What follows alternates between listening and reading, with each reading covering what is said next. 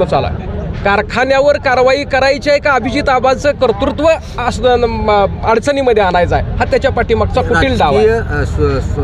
सूडबुद्धीने 100% राजकीय सूडबुद्धी आहे. कारण सोलापूर जिल्ह्यामध्ये जे अल्पसंतुष्ट आहेत, जे विघ्न संतोषी आहेत, ज्यांच्यावरचा जनतेचा पूर्ण विश्वास संपलाय.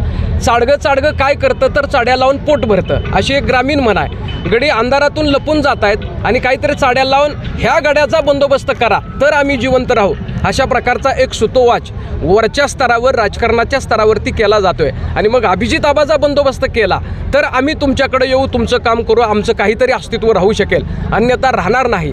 परंतु मला शेतकरी म्हणून आबांच्या गटामधला एक कार्यकर्ता म्हणून नम्रपणाने ही भूमिका स्पष्ट करायची आहे की अभिजित आबाच्या पाठीमागं हा जो शेतकरी उभा राहिलेला आहे, कसल्याही परिस्थितीमध्ये कितीही मोठं आंदोलन उभं करायचं असेल, कितीही तीव्र लढा उभा करायचा असेल, प्रसंगी रस्त्यावर